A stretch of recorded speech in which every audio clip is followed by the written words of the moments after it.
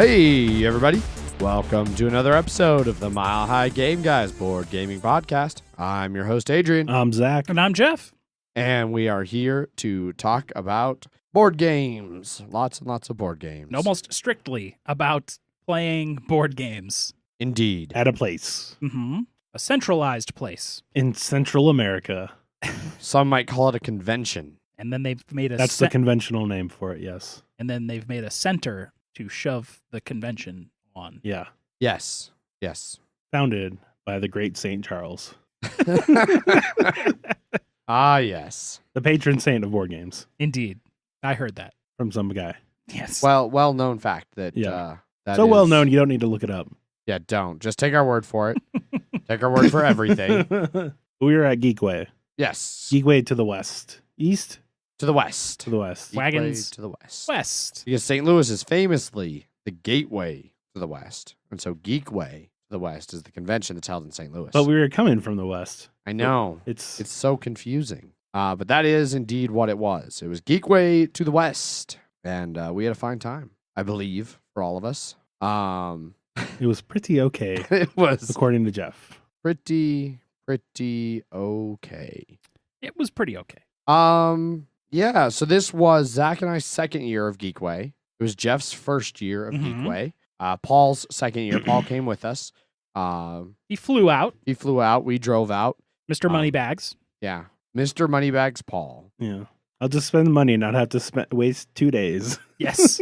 which, has its logic. I'm starting to lean towards that now. Yeah. Back in my youth of last year, it was like, yeah, we can drive all day and night. Now it's like, oh, I've driven all day and night. I don't know.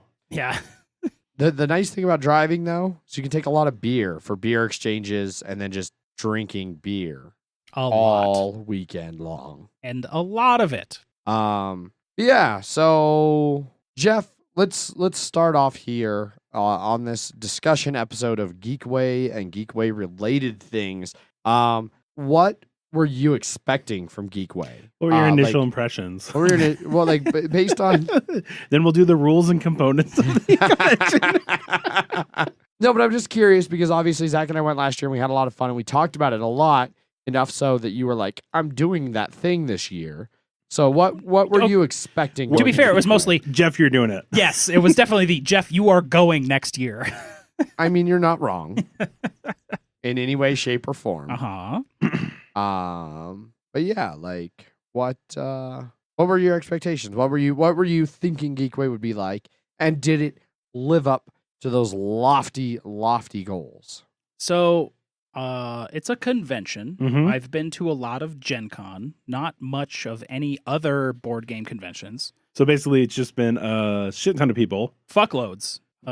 Epic fuckloads of people Mhm. at all times. Yep. Major announcements, major news, Mhm. major games, like holy shit, like there's no way you can see everything or do everything. It's just a fucking holy god nightmare the whole time. Yeah, more of an industry sort of thing where it's just like all these places are like, here, we're announcing all this shit. We have this stuff for sale, blah, blah. It's like the Las Vegas Strip of Of lights board- and sound of board games. So everything you guys had said is just like, we just sat around and played fucking board games for like 4 days and then we went home. So we drove to St. Louis Mhm. through Kansas City. Correct. Barbecue was involved. Yes. We got to St. Louis.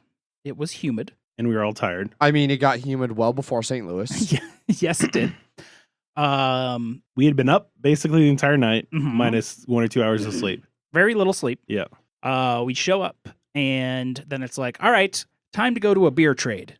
Yep. We just went up to the room, threw everything in there, and then right to the convention center, which was very nearby. Mhm. We enjoyed some roundabouts and the nightmare that is all those off ramps and on ramps of that intersection on the interstate there. Yeah. Over and over all weekend. And I just like that. It's just like, I think there's only like one part, I'm going to guess, in most of St. Louis area where the lanes decide to change places. Yeah. But it's just, you They kept just- doing this over and over They again. just sort of cross each other. It's weird. So we went to the convention center. We went to the beer trade. There was a dozen or two people there Yeah. in the beer trade. Stephen Bonacore was there. Mm-hmm. Draft Mechanic, Board Game Blitz, Yep. Peoples were there. Yeah, so Jake and Danielle from Draft Mechanic Mhm. and Cassidy from Board Game Blitz, who put together the beer Yes, swap. yes, She was in charge absolutely. of that. Mm-hmm. Smart move. That was a good move. Beer Excellent, swap. excellent plan. Beer swap, fantastic. Yes, My hair and I showed up Mm-hmm. to this. correct. And we sort of just displayed all of the beer, and then people were like, "Oh, let's try this, let's try that," and everyone was just sort of sharing beer from all over the country. Really, Yeah. there was a lot of it, Mm-hmm. and we had a lot to drink. Mm-hmm. Stephen Bonacore really likes Big Bad Baptista. He Like- said it was his beer of the night. Yes, like all of us. Yeah, which was even great. I like Baptista. Yeah. What's funny is that he had a Mexican chocolate stout right before that. Mm-hmm. And he's like, And- "Oh, and another that- one." Well, and that one was like very like it took over the flavors in your mouth. Mm-hmm. And then he had that one immediately and was like, "What was? I don't even remember that last one that I drank." Yeah. Who cares about that one? Yeah, I want this one. yeah. So that was the last beer he had at the beer trade. After we had just chit chatted about general stuff and things, I sort of lost track of most everyone at the beer trade. I was just sort of chatting around with everyone. Mhm. Yeah. At some point towards the end, like as the beer trade wound down, like because the beer trade went from like 4 to like 6, I think it was 4 4 to to 7, 8. 4 to 8. Yeah. And then people kind of left, but then some people were like, "Hey, let's just stay here and drink beer and play games." Yeah. Because I think the beer drinking is generally not a It's not supposed to be the allowed convention. thing. for sure. Yeah. Yeah. That stopped no one, FYI. no. Jess, the board game girl on Twitter, she showed up. It's like that is the board game girl. the board game Yeah, girl. the yep. board game girl. Yes. Yes. She showed up and she has been far outpacing myself in spreading the mind to the American masses. She apparently has like 180 plays of the mind, I think she said. Holy shit. Yeah. She's played it all over the place. Taught it to a ton of people, so she brought that up. There was some of the mind that went on. There was another game that I don't remember the name of, but it was like I played it as like a party game at a house once. Essentially, in the first round, you have a deck of words on cards, and you go through them, and it's like playing charades, where you're trying to get people to guess them. But you're divided up into teams, and you can use as many words as you want. You can act them out like charades and stuff. Then after the first round, you total up points based on which team, like how many of the words each team got. And then using the exact same deck of words, you shuffle it back up and you go through it again. Only this time you can only give one word clues. You can only use one word. And then you play through it and total up the scores. And then the third time through, you can only do charades. And so like there's definitely a memory component of trying to remember like what all is in the deck. So that when something's really bizarre and weird, you're not guessing out of everything. Time's up. Yes. Yeah, but it was a decent amount of fun. Played that with Jess and Tom and Alex from Gray Fox Games, our sponsors. We got to meet Alex Yeah, we gotta meet at him. the beer exchange and everything. Super nice guy. Really liked getting to meet Alex. Yeah. And I don't remember who all else I was playing with. Sorry if I forget anybody. It was the first night there. I'd been awake for like 36 hours It was also and was drinking. and this was late in the night. Yeah, this was like approaching midnight. But yeah, played some games and just kind of messed around up there. I think we also that was the same night that we played Decrypto, Mm-hmm. Yes. and we got to try out Gray Fox's new light casual line of games, the Social Sloth. They have a game coming out, Cupcake something. I can't remember. I think it's name the of it. first announced social Yeah. soft game. But I gotta play a prototype of that. Definitely not for me. Way too random luck dependent. It's kind of a push your luck game where you're drawing tokens out of a bag, and if you ever draw the same one twice, it ends your turn. Creatures and cupcakes. Creatures and cupcakes. That's correct. But overall, I could see like it definitely fits what they're trying to do with that line, like light family games. I It think just seemed it'll like work it needed great. to be a little bit tighter because it seemed like it dragged on a decent, like a Yeah. little way. So that doesn't seem like it'd be too hard to fix. Everyone No. was being very fucky with Yeah. the it is an interactive game, and it's 4 tracks. Some tracks you can draw more, and if you draw 2 of the same color, Your turn's over. your turn's over. So you kind of press your luck and hope you don't draw what will end your turn. but there's a lot of cards and interactivity that will push people back on tracks.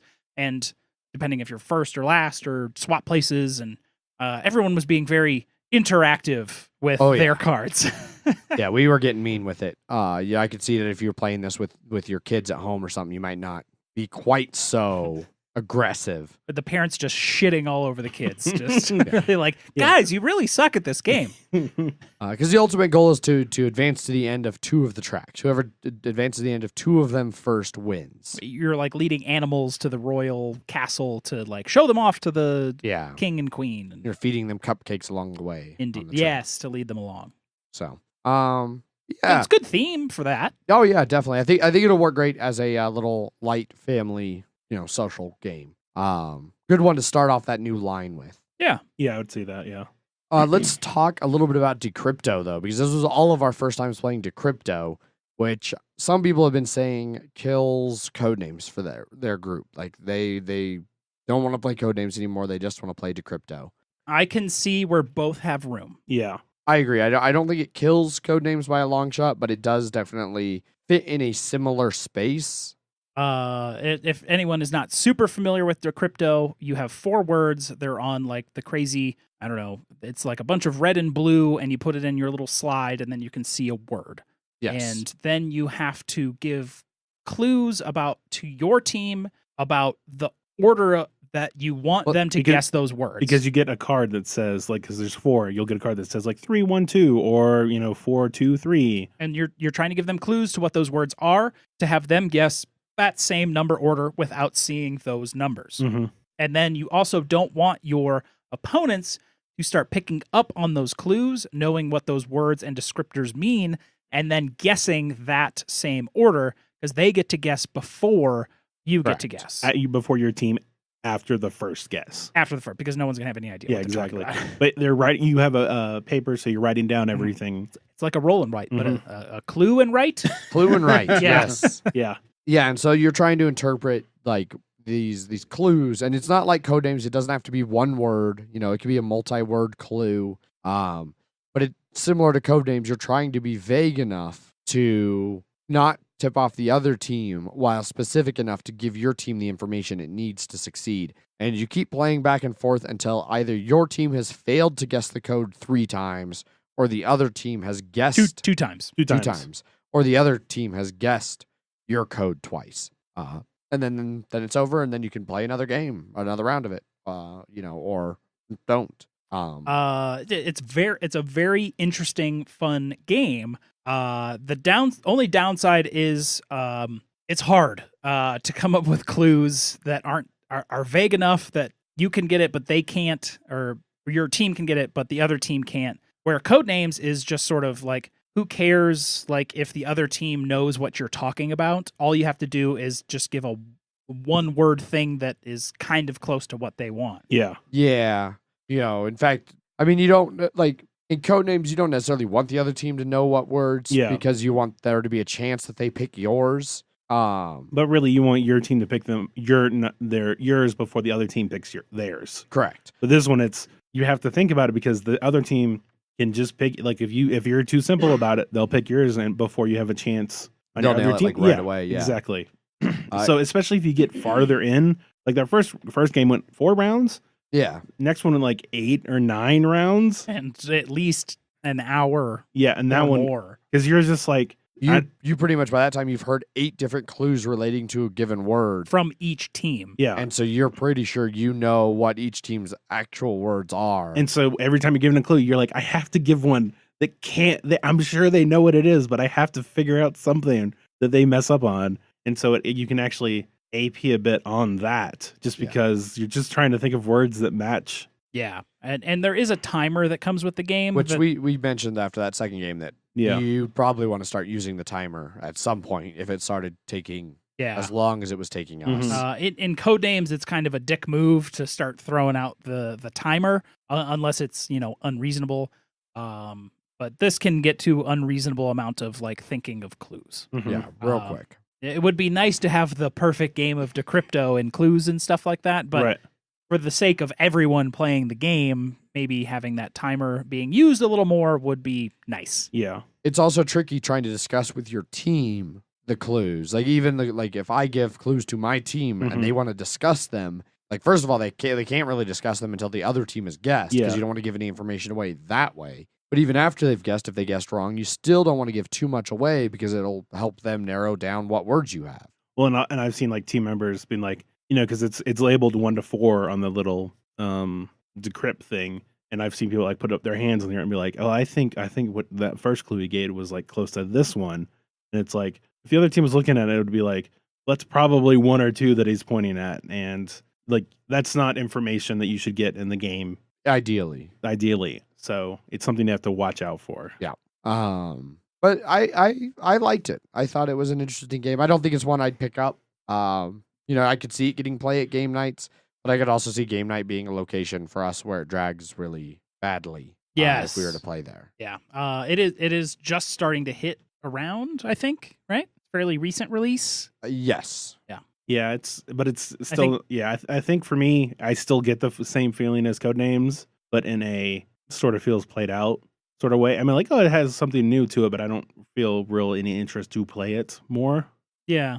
It's different. It's different enough that they both have a place, but I don't think it replaces it. Yeah. If you want something a little more thinky, it's definitely an option. Where Codenames is pretty light. Well, and then also Codenames have all the different themes too. So. Yeah, but Decrypto I think is way better at lower player counts. Yes. Oh yes, 100%. Yeah.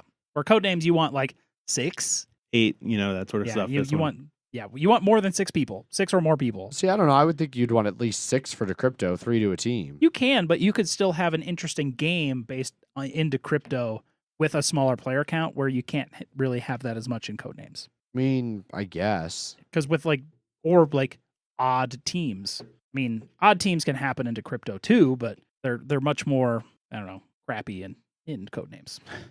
Fair enough. Yeah.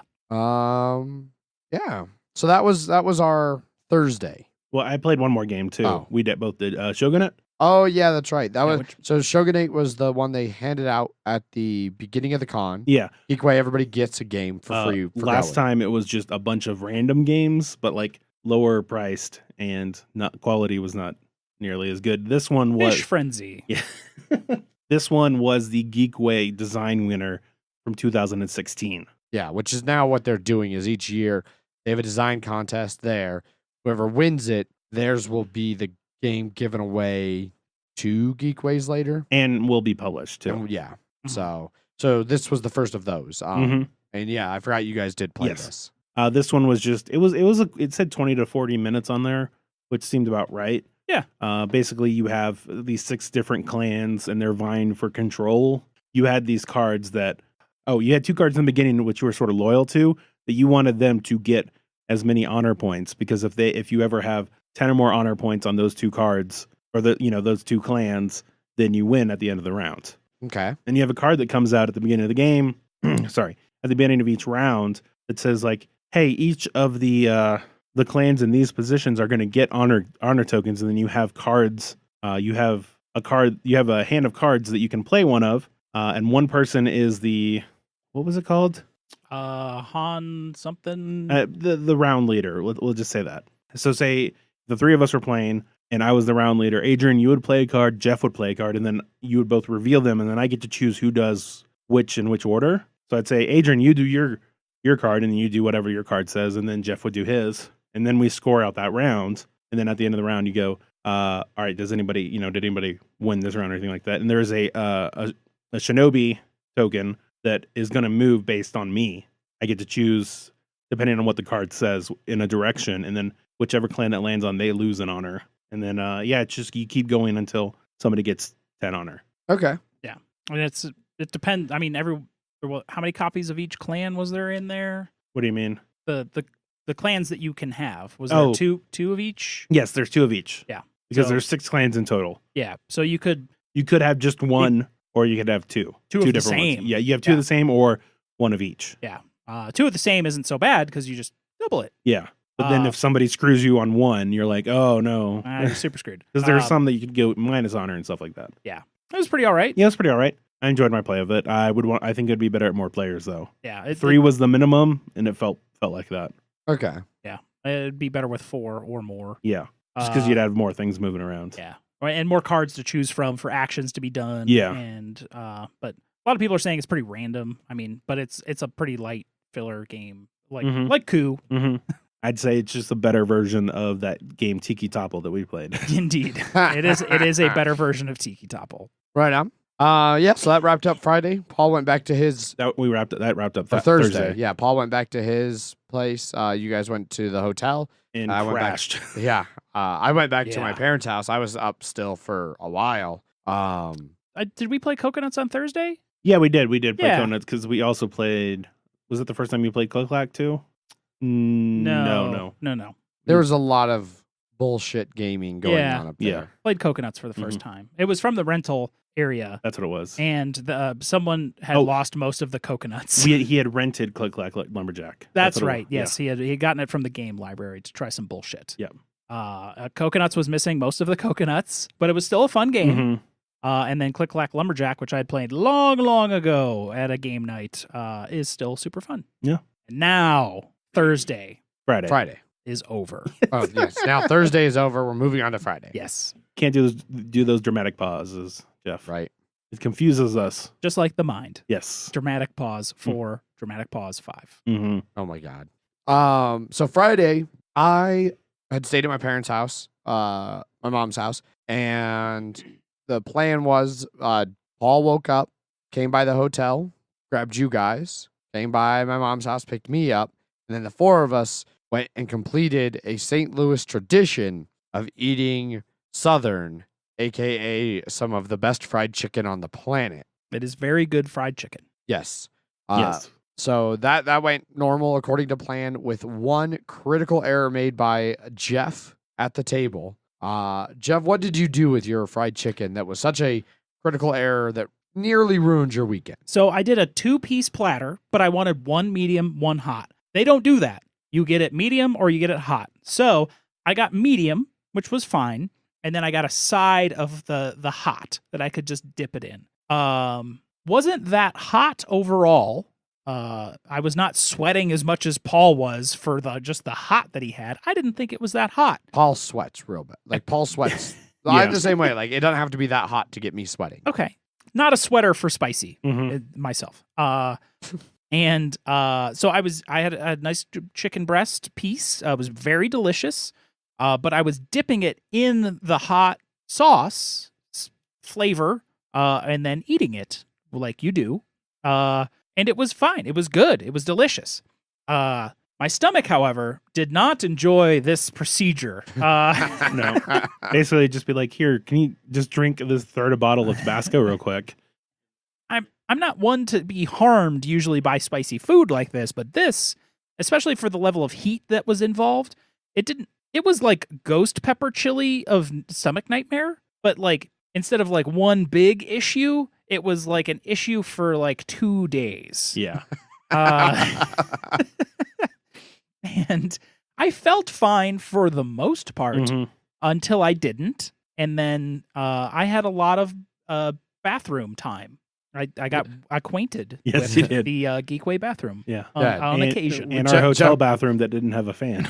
No. Jeff would we'd be playing something. Jeff would be like, I gotta go to the bathroom. Just get him go. Like no waiting, no debating. It's like, oh, the hot is rearing its head. But Jeff, it's your turn. Ugh. All right, go. It's time.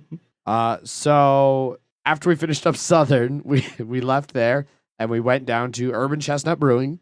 Which is fucking massive. Huge. It was huge. Huge brewery. They are The someone- counter space was ridiculous. for some place I have never heard of. Yeah. Their brewery brew is absolutely fucking huge. Yeah. Like in like Boulevard level, like take one story from Boulevard's new location, and that is Urban Chestnut. Yeah. Yeah, it's massive. Huge huge patio, huge main area with big long wooden German style like tables, German beer.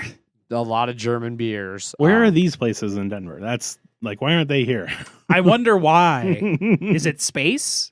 Yeah. You can afford a building that big in St. Louis. Yes, you can. Go about an hour and a half, 2 hours east, buy yourself some farmland, and build yourself a giant brewery. There we go. Yeah, in Burlington. Yes, then you can afford a space that large. But we went over there because Jake from Draft Mechanic put together a little meetup out there. So Jake and Danielle were out there. Brandon and his family from Much to Play this week was out there. We didn't really get to play games with any of them because they were in the middle of games when we got there. And so we played different games. Mm-hmm. And we learned another valuable lesson. I am going to be, by the time this airs, it might have already released. I'm not sure, but I'm going to be joining Edward on the heavy cardboard look back for Neue Heimat, aka the Estates. And so I needed to get some plays in. And so I brought it along, and I actually legitimately thought that this group would enjoy it. I thought Paul would like it with the auction and the blocking and the dicking around. Jeff could get behind that a little bit. And I thought even maybe you, Zach, like knowing how much you like Ponzi scheme, it gives me a very Ponzi feeling when I play from not quite knowing what the good value of things and like the markets change dramatically and without notice. Yeah, we played that. I taught that. And apparently food coma is not an appropriate state of mind to be in to play the mind or to play Neue Heimat. AKA the Estates. Because this is how the game goes. All right, this is the places you can build. You can stack here. You can't stack here. You can't build past this without these 4 cubes involved in some way, shape, or form. Auction forever, and the game's over. Yes, if you just play it as dry and boring as possible, which was exactly how it played in our group. Yes. It was even I hated that play of that game. It was because just like, nobody cared. Nobody was like, we were loaded with the most food possible. And then it's like, all right, have just a real dry auction over and over and over. But that's the thing that kills me is it's only dry because like nobody was doing anything. Nobody was trying to block anybody in an interesting way or like steal buildings or screw other people It was everyone's over. first play except yourself as well. Yeah. Well, I then later on in the con taught it to 4 other new people and they got that aspect of it like right away. That's fine. I think it was the food coma. You guys just weren't in a dickish mood. You were sedated with chicken bellies. Well, I know for me, it was definitely partially that, but it was also the one die that I had apparently chosen was the one where it was like everything was high. I had 4, and there were 4. Because whatever first block you get is your like point color. Yes. Whoever gets the first of any given color gets control of that entire color for the game. Yes. You chose poorly. Yeah.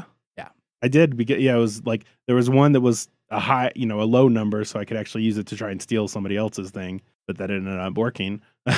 And then all my other ones were really low ones that at the point when they came into fruition or they came out, all to the be spaces, able to be auctioned and used. All the spaces where they could have gone, they couldn't have gone anywhere. Yeah.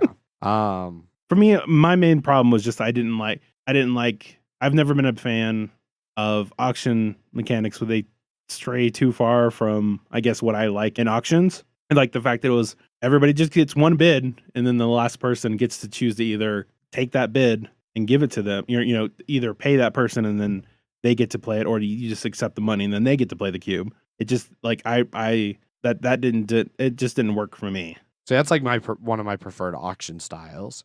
Like I hate the back and forth bickering auctions. I like that, but I like bickering. So true. Yeah, so that didn't go so well. I think pretty much all of you were willing to give it another shot sometime when we're not chicken food coma. But I feel like Zach, you're probably just not gonna like it. Jeff, I don't know. You might if we get the right group to play it to where it's actually interesting for you. Mm-hmm. And based on how Paul has reacted to bad plays of other games, Paul's not actually going to give it a legitimate second chance. Well, it's he still has his first impression, and that'll always stick with him. Yes. Speaking of first impressions. So then we played Rising 5, Ruins of Asteros. Runes, not ruins. It's Ruins of Asteros. I said runes. I just said runes. Yeah, Ruins of Asteros. So it's not app driven, but it does have an app. Yes. You've got 5 vindicators on a planet that are trying to like seal away a bad guy and there's like 3 areas, and you can move a moon thing up and down, and if it gets all the way to the bottom, you lose. Every time a moon card, kind of pandemic-y, comes out of the deck, you get it moves down depending on a bunch of monsters and stuff that are on the board. But then there's like these 4 runes out of 8, 7. Seven yeah. total runes, and you have 4 that start out on the board. And you're moving your 5 Vindicators around on the board. They all have their own powers, and then your hand of cards are the 5 different Vindicators. They're not called Vindicators. I have no idea what they are, but they are very Reminiscent of them. yes. Yeah. This was Vindicators 2. I'm gonna say. Okay. Yeah. And you're going around and killing the monsters and getting these green relics. Once you get 4 green relics, you can use the app to take a picture of the runes and what position you have them, in the cardinal directions, and see if your constellations line up. And your constellations are basically like, this rune isn't used. This one, you're not sure if it's used or not. This one is used, but not in the right spot. And then if it's golden, it's like it's in the right spot and it's the right rune. So you're using one of your characters to like swap out runes, put them in the right spots, and see which ones are which. But the app doesn't tell you, like, it doesn't tell you that the rune in the, like, the east position is. No. It doesn't tell you specifically. It takes a picture of all 4 runes, and then you get information that, like, 2 of them aren't used, 1 of them is and it's in the wrong spot, 1 of them is and it's in the right spot. Yes. And the only way to figure out which is to then swap and Kinda test again and be yeah. like, oh, now nothing's in the right spot, so clearly the one we moved was the one that should have stayed there. Got to put it back and then mess with other things. Yes. And It's basically a gamier version of Mastermind. Yeah. Your hand of cards is like what you use to do the actions for the different heroes. Unfortunately, the app was not working very well because you have to take a picture of where the runes are, and it would constantly come up with the wrong rune. Because of glare or something like glare, that. and Yeah, even when well- we tried not to have as much glare as possible, it still wasn't getting the right ones. Mhm. well, it doesn't help that out of 7 different rune colors, 2 of them are dark blue and then blue. Like, Dark blue, light blue. the light blue's not that And much really, lighter. It's really blue and light blue. Yeah, blue and light blue. Yeah. And then even the yellow and the orange are very close. Like And the ruined symbols aren't too dissimilar either. yeah, and so the app was confusing them. So we had to switch from actually using the app to scan them, which is like one of the cool picture-y kind of thing. gimmicks, to just Well, manually you have to input. use the app. You have to use it. But Well, no, somebody can play as like the ruins. Yeah, Yeah. as the mastermind or whatever. But that's pretty. I feel everyone is saying ruins. No, it's runes. Runes. Runes. Runes. I keep hearing ruin, and I'm like, why do you keep calling them ruins? What is wrong with you people? Runes. I'm hearing ruin over and over again. But you can manually enter the runes into the app, and that will give you 100% accurate. Once we of started what- doing that, it was what's fine. what. Yeah, once we did that, it was fine. The picture thingy didn't. Meh. But I'd heard that was. We talked to Jake, and he was He was like, like, yeah, that's we've had that problem. Yeah. There is a setup flaw. I don't know what else to call it. You're supposed to put the red moon cards into the deck in even proportions, but don't shuffle them. But then you're supposed to deal out the player cards after you do that, so you can get the red moons in the deck. And then, like, I was like, oh, what happens when you get a red moon in your hand? It has no reference to that in any way, shape, or form. I went online and basically like, oh, just put them back in the deck. Yeah. And which is- didn't you say something about shuffling? Like they mentioned. Oh, like shuffle them back into the deck. And no, do not do that at all. No, because the red moons will really screw you up rightfully. Correct. There's like extra hard monsters in each one of the decks that are bosses that you can get like a one-time use artifact to get yourself some more runes, or ignore a red moon card, or just kill Yeah. a monster. And then there's cards that'll come out with like artifacts and fun stuff like that. Yeah. So we ended up winning. It's a cooperative game. We Yeah. won. It took way longer than It took longer than we felt like it should. At one point, Danielle came over and she's like, "Are you guys about to murder each other over your lights? So like your light Deduction deduction game? Like what is happening?" Because there were rule disputes. I was tired and my throat was sore, and I was upset that Because my of that, Noia Heimat flopped so hard. and then because of that, there was miscommunications. Yep. And yeah, you were getting mad, and I was like, "No, I just don't understand what you are saying, Adrian. Please be." It's like when the red moon happens, some other things happened, and like it should be one less and not one higher. Meh. There were things I liked about it. Yeah. I liked that it like you didn't control the people and you didn't have a character. You didn't have a character, you had but five dudes and they're just out there doing stuff. But you could only do things based on whatever cards you had, and so you're like, it's like, oh guys, I can, if you put him here, I can do a lot of stuff, and then also you can help people assist in combat. Yeah, assist in combat and playing the powers against each other and stuff like that. I enjoyed that. We were definitely close to losing, so it wasn't like we just dominated. Like we came really close to losing on a couple different occasions where the moon card would come out at a bad time and we'd almost bottom out, or we'd be like, oh man, we need to really do this thing so that if a red moon comes out, we don't. And then we do that, and the red moon come out, and it's like, oh wow, I'm really glad we took care of that before it happened. The other interesting things there. I wish the app worked better.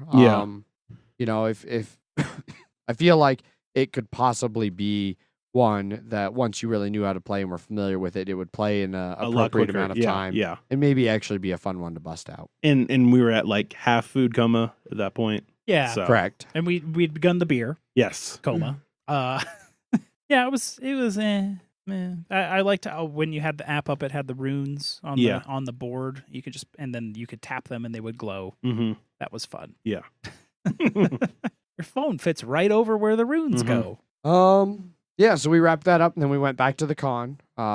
Took like 45 minutes because we got caught in St. Louis rush hour traffic on a Friday afternoon. Yeah, because we drove 30 minutes to go to Southern, and then Urban Chestnut was fairly close by. Yeah. And then I actually went to where the con is. Yes, Jeff and not just like a room that we hid in the whole time. And yeah, so we showed up there. We went, got some games, got some table space. I learned what those rooms were. The play and win. The play and win in the library. Library had like one of everything, pretty much ever. The play and win had a lot of stuff that was mostly out the whole time. Yeah. They even go up on stage every now and then and berate people who've had play and wins checked out for too long. Like, congratulations, so-and-so. You have the record for the longest checked out play and win. Please return the game that you have to have finished playing by now. You've had it out. Jesus Christ, you monster. You've had it out for 41 hours. Yeah. Stuff like that. They had a lot of, like you said, they had a lot of different games. They did have one copy of My Little Scythe that was out almost the entire time. The one time I actually saw it, I saw someone bring it in with somebody in tow, and they're like, I'm checking it in, and then this person is immediately checking it back out. Yeah. We did see it being played next to us on Saturday. I think Stonemeyer had some people out and about doing like games and stuff. Right. Which I had seen Jamie Stegmeyer like in the distance in an orange shirt. And I was like, is that Jamie Stegmeyer? And then we're like, yes, that is indeed. And then he walked the other way. Yeah, it was fine. He was getting like constantly tackled. Oh, I'm people. sure. It was pretty late on the Saturday too. Yes, it was. So, what did we actually play on Friday? So I think remember you two sort of disappeared. I was hanging out with Paul and Lance from our game night. Just so happened to be out there. I believe we picked up Hanabi Deluxe Edition.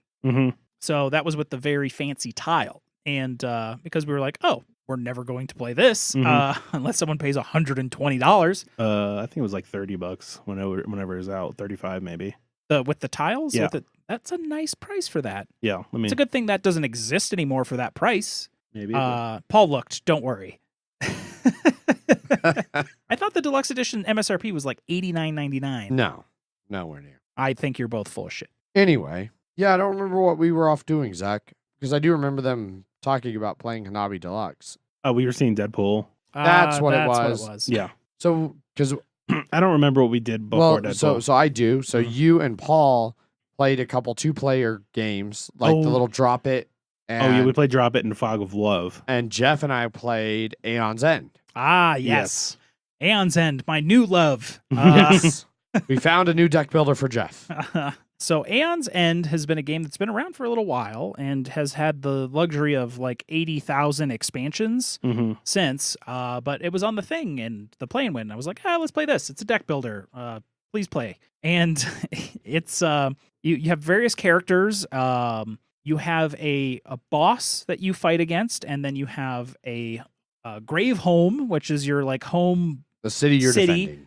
which has its own life, and then your characters have their own lives, life pools, and you have a standard deck you start with. It's more of a Dominion style tableau, which I'm not the biggest fan of, but I haven't played a ton of that. Right. But there's a lot of variability in there with spells, relics, gems, and all that kind of fun stuff. But you basically you pick 9 out of all of the options. You build 9 of them into a market in the center of the table. Indeed. And then you make a boss deck. There's like basic cards, and then there's boss specific ones. And this is kind of like where I like about legendary encounters, where you have tiers of difficulty that go throughout the game if you're taking longer and longer. Using your breach mages or whatever they're called to like you only have 1 slot for spells, and then as through the game you can open up more slots that are more powerful. You have unique player powers on each of these mages, and you're trying to kill the boss while also trying to kill all the little minions and deal with all the bullshit that all of the bosses do, which is a hefty amount of bullshit. Yes. And there are harder versions, which I'm sure would get to legendary encounters levels if you so chose. But it was an enjoyable time. Yeah, I really dug it. I liked that turn order is random. Yeah, I like that a lot too. I did play it later. Yeah. On Sunday, just as so I played one with Adrian, and then I was like, we were trying to figure out what we want to do Sunday while Adrian was playing the Tramway, and then I made Zach play it again. Yeah. And so the turn order, there's a 6-card turn order deck. In 2 players. It's 6 in no matter what. I guess it is always 6. It's 2 Nemesis cards and then 4 player cards. So in a 2-player game, there's 2 of each player's card. In a 3-player, there's 1 of each, and then a wild. And then a 4-player, there's 1 of each. And so you shuffle that up, and then you go through that deck, and then whenever it runs out, you just shuffle it again, and that's a new set of turn order rounds, which is interesting because then like sometimes the bad guy will go twice in a row and like really early and screw you, or sometimes technically he could go 4 times in a row. Yeah, which would be really, really, really bad. Yeah. But then after he does that, you're gonna exactly get a bunch of turns to kind of go back at it. And then it also meant that you got a bunch of turns before him too. So it leaves an interesting amount of like kind of balance in that regard, but also just keeps it interesting. Like it's not just going around the table, which we did often. Which we struggled with. We'd start taking a turn and be like, "Oh wait, it's not actually your turn. We need to flip the card. Oh no, it's actually the Nemesis's turn." Was it you or was it just Jeff? Because it was always just Jeff when I was playing with him. Oh, it was also me. But what was great is he always did it when it was actually supposed to be his turn. Like we'd be like, "Jeff, card flips." Yeah, I'd be like, "Jeff, it's not your turn yet. Flip over the card." Okay, it is your turn, but flip the card first, Jeff. Come on. No, I definitely did it a little bit. At the beginning, I caught on very rapidly that like, hey, we needed to do this flipping thing. And then the other big shtick that I don't think you mentioned, Jeff, you don't ever shuffle your deck in this game. No, well, I don't want to say never. There are cards that will specifically tell you to shuffle your deck, but unlike most deck builders where you take your discard pile, shuffle it up, move it over, and that's your new draw pile. This one, when your draw pile runs out, you just take your entire discard pile and then flip it over and that order is the new order of the cards. So putting your cards into the discard is actually like strategic plan. Yes. And it leads to, I think, interesting ebb and flows of how the power of your cards work. You'll spend some junk cards to buy a good card. So then, that goes in your discard and then you draw a new hand and you spend those junk cards to buy a good card. So then as you're playing, you get like a good card and then some mediocre cards and then a good card and then some mediocre cards. It doesn't feel quite as swingy as a lot of normal deck builders do. No. Where sometimes you get just garbage and then sometimes you get holy hell dumping amazing. Yeah. This felt more consistent. Under control. Yes. Which some people might enjoy out of a deck builder, but this definitely worked. Yeah. There was a couple small, it depends on what cards you use, because sometimes you really want to get some cards close to each other, like some of the currency cards. You want to play them in the same hand because you get more. And I had the diamond cluster, and I had ended up playing to the point of where I drew the diamond cluster, and then I got one of the boss we were fighting against gave me corruption, which made me shuffle my deck, and I knew it was the next card on my deck because that's where I put it. and I had to shuffle my deck, and now the diamond cluster was totally fuck off to who knows where. Yeah, because like each diamond cluster was like you get 2 for the, and then for every when they're If you play 2, you get an additional 2. you get an additional 2. So you play 2, it would be normally 4. Or You'd get 6. you'd get 2, but then if you play 2 at the same time, you get 6. But no, I really liked that. I thought that worked well. I'd be interested to play more of this. The theme does fuck all for you? It the was theme like- on this one I don't is just There was an apocalypse. Most of humanity died. Some of humanity can do magic-y things, and there's monsters. It's just trying you to can fight do them. magic. You're fighting monsters. That's It's like yeah. Destiny, where it's the last city, and your guardians defending the last city. Except instead of guns, you're Mhm. using spells. I didn't see Peter Dinklage in this though. It's true. No Peter Dinklage. Yeah. The base set comes with like 4 different He monsters. was the voice for the little Oh, robot thing in Destiny 1 It was bad. for the first half, and then they're like, "All right, we're You're- going to replace you with Nolan North, so we can actually get someone who can do voice." Indeed. You still look Uh, confused. I didn't. Well, I played Destiny a lot, and I didn't realize The that was Ghost? Peter Dinklage. The Ghost was Peter Dinklage. Yeah. And I never noticed it switch over either. That was Destiny 2. The- Oh, I guess I- the expansions really added Nolan North. in there. Yeah, Oh. yeah. Anyway. It was the Fallen King one that added it. Yeah, a bunch of monsters you can fight. I played different ones with the both of you, and they both are very different. Yeah, and not just that too, but it seemed like the cards we had were very different because we had a very cold heavy deck. Yeah, so like the tableau you can build, there's some starter ones, and the one we had, the one Adrian and I used had no culling in it at all. They had one. It had one. Ours had like 4. Yeah, at least.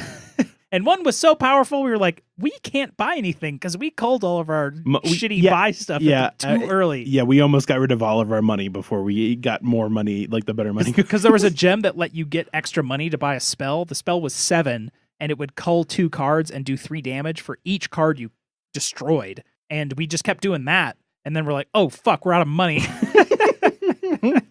So we had to build up our economy and our decks again before. So there was a little bit of a slow point in there. Yeah. Um, But that last round, the you Graveman had 6.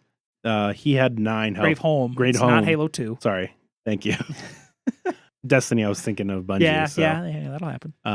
He had 9 health left. And I was then- like, I am going to do 29 damage to him. Which was a significant amount of damage. Yes, it was. Nice. But they both played different, and Mhm. there's Yeah. still 2 more that I haven't played, and now I want to buy this game. Yeah, I would definitely play this game if it was available. Well, and I'm really curious about the legacy now because that one you're building a campaign and it's legacy and stuff, but you can take that character and like 90% of it, bring it to another game. Be like, I want to play this one in Aeon's End. As we had talked about before, it was a Hanabi Deluxe with tiles. It is a very different game. I don't think Ant would like it I don't think you would know. because you have to set them on the table, and you can do more with setting tiles on a table to remind you of what your hand is than you can with the hand of cards that you have to actually keep in your hand. Yeah, that's a good point. That makes Because you sense. can use the 3D space of the table to Mm-hmm. be like, I know these all the way in the back are 5s, and I don't have to touch those. And I know this is a yellow 5. I can just go ahead and put this other clue that someone gave me that's a yellow, and now I know all these are yellows. And Yeah. there's a whole more layer of strategy to that. And we got on a 3-player game, our first game of the evening, we got a perfect 5 out of 5 on 6 colors. Sounds about right. 5 out of 5 on 6. As in, colors. he Like, completed all 30 all points. 5s. He got 30 points. 5 out of 5 on So- 6 colors. 6 out of 6. 5 out of 6. Yeah, all 6 5 on 6 colors. 5 all out of 5. 6. Yes, 6 out of 6. He got 5 out of the 5 know, cards I on know. each of the 6. All right. Any, Yes. A 5 by 5 by 6. 5 by 5 by 6. No, a 5 on 5 by 6. Yes. but But it was a very nice Right. game of Hanabi. cool. Um, While we were playing Aeon's End, you played Fog of War. Yes.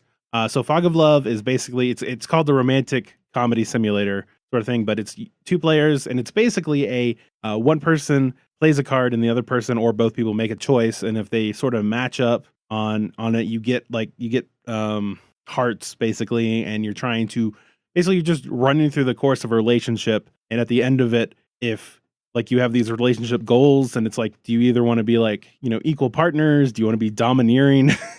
But you have like these different choices and stuff like that. But really, it's sort of a role playing game because you're each playing unique characters. So like Paul was Joffles, the stoned baker with who was a slow talker, and I was Sharon, the Fitness enthusiast? yes, the muscular politician who had but like kept old clothes, like she had old fashioned clothes on and stuff like that. Wasn't not Jorfels, right? Joffles. Joffles, Yes. because Jorfels was his father. Yes. Got his dick ripped off. It was very traumatic. That was a different game, but it did tie into this one. Indeed, according to it Paul. did.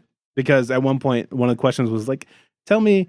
I asked him, "Was like, tell me of one of your like, what are you thinking about?" And he was like, and like one of the choices was thinking about his parents, and I was like, I was thinking about the last meal I had with my dad, Joffles, before he went on the hunt. Jorfels went on the hunt and got his dick ripped off. It changed him as a man. He came back different. It was really my father died before the hunt. And it's Don't fuck with those weird lines. Yeah. And it's definitely a game where you get as much out of it that you put into it. But it worked perfectly for me and Paul's, like, that it was me and Paul playing together for the first time. Like, if it was playing with you, Adrian, I don't know if it would have worked as well. Fair enough. But I'm definitely interested in getting this game now. I mean, wait, what do you mean by that? But it was fairly simple. But I will say this had the best tutorial scenario that I've ever played. A couple games with some real good tutorials this week. It was a bitch to set up because the person who played before didn't use that, so they just sort of shuffled everything up. But once we did it, it was like it brought everything out in a good way. We, even though it's a tutorial, we felt like we played the game, and we didn't feel like we were on wheels or anything like that. It was just like when things actually became necessary, it's like here are these cards. This is what actually it means now and shit like that. Oh. It worked out really well. Speaking of Aeon's End, I don't know what the copy you guys got for yours was like. Ours, Jeff, when I was setting it up, like it wasn't put back together. It would be hard to put it back in the, like, you just fresh opened it. But when you do get it, there was enough there I could tell. It has like, this deck is the starting hands, like deal them out. This is the starting market, spread it out. This is that. This is like, it's another one that just helps you set up your first game and start playing right away, which I think is awesome. Yeah, I'm really, especially after this war of mine later, I'm really a big fan of games that sort of lead you on the first game, but in a way that makes you still feel like you're playing the game. There's enough mechanics in between to make it feel like you're playing a game. Yeah. So after we finished those, like you guys finished Fog of Love a little bit before we did. You played a couple other little simple Dex game things, drop it, stuff like that. Drop shapes. Don't drop the shape in the wrong spot. Yes. It was indeed very fun. Yeah. A game of millimeters. Yes. Or less. Yeah. I had pictures that I sent to Paul because Paul played it too. And I was just like, when I played with Jeff, I was just like, you can barely see a light on the other side, but that's just all I need to have it count. Yeah. So then after that, Zach and I left to go watch Deadpool 2 with my mom and my brothers. I think we both agree. Fantastic movie. Yes, it was. I have not seen it yet. Yep. Well, we won't. As when this goes in your ear holes, I will have seen it. But you have not seen it as of recording. Well, that means we can just spoil it then, because by the time this really exists, you have seen it. So. Yes, that logic sounds good to me. It does. In fact, it was a fantastic thing. Like seeing it together, like there was enough oddball references where we were able to make inside Deadpool 2 jokes the rest of the weekend, which was pretty great. Yeah. So during this time, we played the Hanabi game. Yes. That went very well. And then we went and were like, what should we play next? How about we try and kill Hitler? And we rented out Black Orchestra, second edition, because first edition was a couple years ago, right? Correct. Was it Kickstarter for second edition? Yes. Okay. Just wrapped up, I don't know, a few, like it's just now starting to really deliver. Yeah. So we, I don't think any of us had played it before. It was pretty easy to set up. It's a big map of Europe. The tiny meeples for your player characters. Little pawns. You just select some characters and then you're off. You put some equipment on the map of Europe, and then you put out all the Nazis, the Nazi leadership, and your goal is to draw cards from your dossier, get enough courage to try a plot to assassinate Hitler, and have enough items to give yourself some bonus dice to beat Hitler's military support level. And if it's successful, you kill Hitler and you win. There are so many more mechanics between that and victory, however. There's like one of my favorite things about this, it has the 7 different like acts in it. And it's kind of like before World War II and Act 2, like World War II starts with like there's the invasion of Poland and all that stuff, and then as time goes on, you are getting deeper and deeper and darker into the war. We ended up doing super well super early. We were gonna package bomb or something Hitler, and it's just his military support level kept getting too high, and we just weren't able to get the plot off before like the war really started, and his military support was fucking maxed out, and like someone got arrested, and then someone went to try to get them out of jail, and then they got arrested, and then I went to go try and get someone out of jail, and I was arrested, and everyone was arrested, and the game was over. Which was just in time for all of you people to show up. And then we just played it again. And then we played it again because it was really, really, really fun. Yeah, I definitely enjoyed it. That one basically hinged on a couple bombs that we tried to set up, and we were always one success short. Yeah. Like with Hitler's like military support of 4, you need to roll 4 equal to or greater than his support level, and we would roll like 10 dice. Yeah, well, with a reroll. 8 dice. With a reroll. Yeah. And your successes are basically on a 5 or a 6, so 5 plus. And on multiple occasions we just couldn't get it. It was one of them. Our best one was like it just could happen anytime Hitler moved, and so we really wanted Hitler to move a lot, so he could just be like plane bomb and womp womp. What sucks is like you discard all of the things you wanted to use to get those extra dice. So now you need to build up all these items, and the items are finite. And all these cards are just like increasing suspicion and arresting people and assassinating different of Hitler lieutenants. And we had one final chance, super late war. This is like Hitler's bunker late war. We need to try and draw him out of Hitler's bunker with an event card. So we try and lure him to the Gestapo HQ. So you, God, what was it? Adrian, what were you trying to do? How were you trying to kill Hitler at the Gestapo? It was just a hidden bomb. Yeah. Yeah, I think mine was just a regular hidden bomb because it was explosives and like a map. And same thing. But a lot of these specify like be in a non-fortified space or they need specific conditions. Or if a certain type of person does it, they get a bonus. And we were playing a 5-player game. So it's like civilians, military intelligence, or like just straight like military. Yeah. And we had one who's the intelligence, one civilian, and then 3 military. And like we didn't get a lot of good military plot cards. No. So like 3 of our characters were not super useful in that regard. Yeah. So we dragged Hitler to the Gestapo, and we're like, hidden bomb. We had dug through the deck to get the best chance we had. There was a one-use card that could add 2 dice. There was another card that you could use to re-roll a die.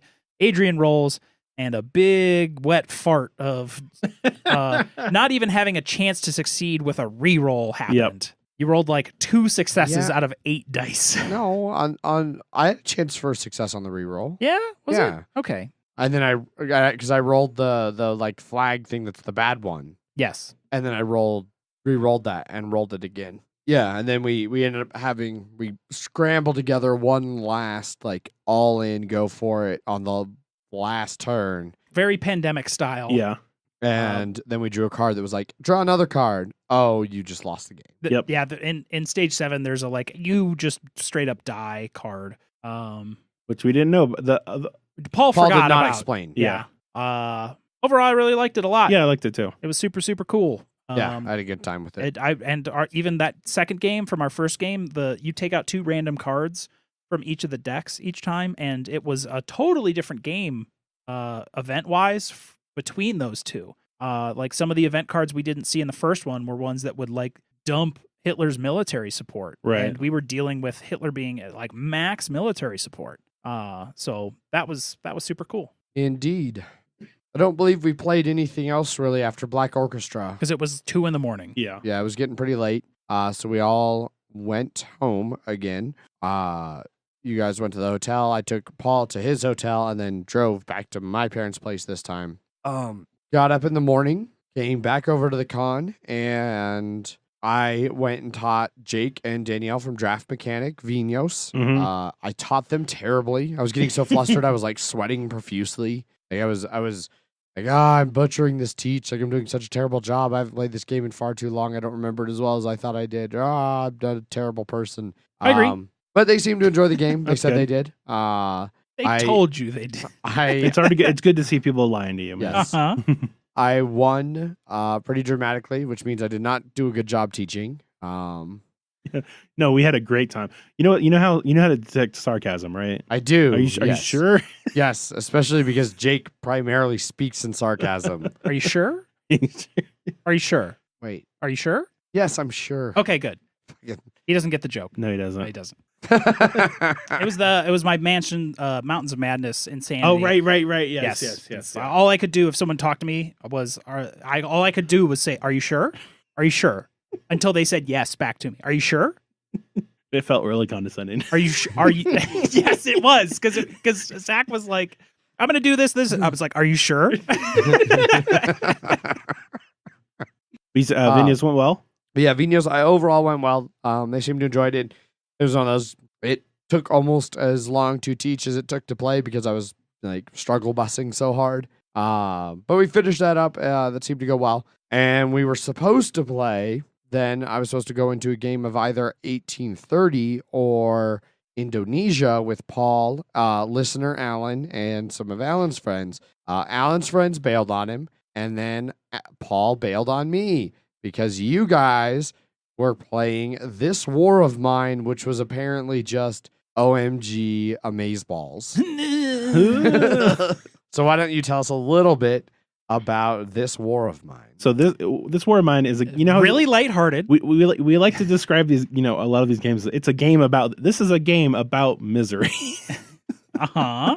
It's a cooperative game in the strictest, it's a solo game. Yes. That everybody is playing.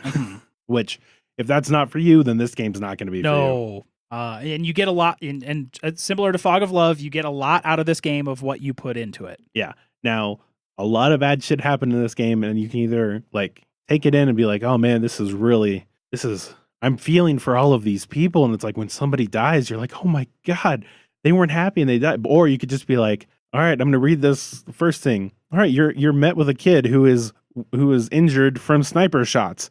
Okay, this is how the game's going to start. That's how this game starts. All right, great. And then anytime give them the medication they require. Yeah. Anytime one of us would look at the book of tales, the book of scripts, whatever it's called, and you would see somebody look at it, and then they go, they would do a laugh and the eyes wide, and you're like, oh, that's something horrible, isn't it? It's really just wall to wall horrible things happening to normal people. Mm-hmm. Fantastic. But there is a game around it. Yes. Which is nice. It's not just a Tales of the Arabian Nights. Very similar in that book. You just go to the thing and you read it. But this one has a lot of numbers on things that have to relate to what's happening at that spot, which makes it have a cohesive narrative to what's happening. Yeah. So this one I feel is a way to actually put that into a game and still make it work while still having the story element play a good part in it. Yes. And on top of all this, you have a shelter that you can build shit and dig it out for materials, and then you go scavenging to a bunch of different places. Sniper Junction? Yeah, there was a school and thing, and then one of them came out with Sniper Junction and Paul was like, we're going there. And Zach's like, yeah. Yeah, and I'm like, what? And then it's like, all right, well, we're sending some people to die, apparently. Even when you just show up there, it's like, read this. And you have to, yeah. Could have been bad. I know Sniper Junction from the video game. Okay. It's a nice place, right? No, you don't want to go there. Tis a silly place. Tis a silly place. Look at the bones! We had a lot of fun with it. Yes, we did. And also, it says 45 to an hour and 25 minutes or some weird time. No. Per session. Per session, if your session is maybe 2 rounds. Yeah. Okay. There's 3 chapters in the game. We got to the end of chapter 1. There's a really nice save mechanic that has a sheet that you can write what's where, what's left, what items you have, who you have. And then you throw all the stuff in a bag and then you're good. Yeah. Now, it's hard to save on someone else's copy of the game, by the way, because there's a lot of writing. There's a save bag that you normally use, but since we will not be taking that to save, we had to write down a lot of shit. Oh, okay. Yeah. And also, after everyone died because they committed suicide from not having enough coffee for too many days. And it was 2 people Same day, they committed suicide. Never found one coffee in this whole game, by the way. Then we realized we could trade, and we're like, that's how we get coffee. God damn it. That's probably how we get coffee. Yeah. We discovered the spot that lets you get more people. Yeah. Just like go outside. And the lady with a guitar showed up with a shotgun. And then a bunch of starving citizens came to raid our shelter.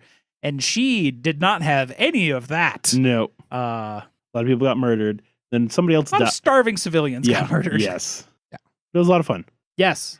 We took it much more light than probably Some people the setting. But, I mean, it's a board game. Yeah. Right on. While you guys were doing that, I ventured off with Alan and met up with some of his other friends, including Matt, who also works for Gray Fox Games, kind of more in the back of house thing. He did not know who we were. He was like, oh, yeah, Alex handles all of that sponsorship stuff. I was like, fantastic. Good. Taught them Neue Heimat. They enjoyed it so much that two of the people then immediately went and late pledged for it. So, Clay, I don't imagine you're listening to this, but if you are, you're welcome for 2 new late pledges. Had a blast with it the second time around for the weekend. It went much, much more like the game on the stream did, with backstabbing and treachery and hurt feelings and all of that stuff that really makes that game fantastic. Finished that, and then the table was like, well, we're going to play role player. And I went, well, then I'm going to leave. I'm just going to go. I still want to play role player. I want to try it with the expansion. But I know you and Paul have no interest in playing it again. So I'm never going to be able to see a copy of Role Player because Probably not. You're the only people that buy board games. While I was playing Neue Heimat, you guys finished up your game and then went out for lunch. Went to the Five Guys. Yep. Came back also having stopped by Bass Pro and gotten a new cooler because we'd forgotten to mention it the morning of Saturday morning. Yes, disaster. You happened. loaded a bunch of ice into the cooler and then realized that Zach's cat had apparently crawled inside the cooler at some point. And the cat wasn't in the cooler. Don't be afraid. No. No, she just clawed the shit out of the inside of the cooler. No, it wasn't called it. It was precision strikes of 3 spots. So it was just like, here's a hole here, here, and here. Done. And complete. Yeah. So we had no cooler for our beer. So you guys stopped off at Bass Pro. Jeff here bought a fantastic Yeti can koozie with a screw top lid that's just redonkulous. I used it all evening. Yeah. It hid that I was drinking beer all evening. Yeah. And then you guys also got a new cooler that was filled with ice and then promptly filled with beer. Yep. $300 for that little Yeti cooler? It was $250, not for a 8 thing that would hold 8 cans from Yeti was $250. That's not what you bought, right? No. Okay. Oh no. That would have been $450. Yeah. Okay. You guys scared me there for a second. I was like, wait, what? Is that actually Paul's? Because I think he's the only one here who could afford to spend it was that much mine. on a cooler. That was also, I was going to have to expense that for the podcast. Podcast expense. Oh, so that's now the podcast cooler. No. No. So I came back over after Neue Heimat. You guys had went off and done all of that. And we decided to set up and play Tiki Topple. And I say try because we made it Halfway one through. full round. No, it was. And then partial second round. Yeah. And both Paul and I were like, oh no. Well, Paul was first to really be like, fuck this game. I want to be done. Because there are 9 different totems, and everyone has a card that's like, this color totem, if it goes all the way to the top, you get 9 points. And his was on the bottom, I'm assuming, and literally the first thing someone would do was trash one of the totems, which was that one. And he was just like, fuck this game. Yep. Yeah. It's really frustrating. I scored 0 points in my first round. The second round, I scored 5. Mm-hmm. I crushed it. Yeah, you got first, I got second, and then they were in a distant fourth. Yeah, I ran to a distant first place at 15 points with everyone at nothing. Yeah. It's a bad game. There's really not. I'm sure it would average out over as many rounds as it would take. If you played enough rounds, sure. But there's no strategy because if you're trying to be strategic and move your things up, people can clearly see oh, you toppled the second one, not the top one. Well, you must clearly want the top one. I don't, so I'm going to topple that now. And then the next person's trashed. And then... Well, and the fact that what happened with Paul, he went fourth, and the first 2 people trashed. Yeah. They trashed, and it was nothing he could do. He just can't get any points now. Yeah, and there's no reason not shitty. to trash. You can only trash the one that's at the bottom. Yeah. But there's no reason not to trash one that's at the bottom that's not one of yours. Yeah. If it's there and it's not one of yours, trash. Yeah. So we quit and took it back. Then Zach came back with Manhattan Project 2 minutes to midnight from the play to win category. Mm-hmm. We set it up. I started reading the rules and was kind of teaching until Paul was like, can we please get somebody who actually has a voice to do the teach? It's like, well, sorry, fuck me for being sick, but okay. Zach, you finished out the teach. We played the game. It was... Well, I will say it wasn't helping that you were reading most of the words, which was fine. It's just because, and it was like, we could tell that you were just like, oh, it was starting to hurt. Yeah. It was just like, all right, let me just take this from There you. are a lot of words in that rule book. Yeah. It's just wall to wall to wall paragraphs. Mhm. Yes. I think it's a rule book that's too much for what it could be simplified and better worded. They wanted to make sure you understood everything and everything. Yeah, they went In a little every above way. and Yeah. beyond. And then forget most of the things you learned because you have learned so much. Yes. Started playing. The basic premise for Manhattan Project 2 is similar to both Manhattan Project and Energy Empire. You're placing your little workers out in spaces that are, some of them are only for general workers, some of them are only for this specific, like special worker. Some are only on your boards. Other Yeah. ones are general spots. Yeah. And unlike those ones in both Energy Empire and Manhattan Project, when you place a worker, you take the action. In this one, you place all your workers out over multiple turns. You can only take 2 actions a turn. And unlike the other ones where you could take just unlimited. Or were they unlimited in the first It ones? was always 1 on the main board and then unlimited on your board. That's right.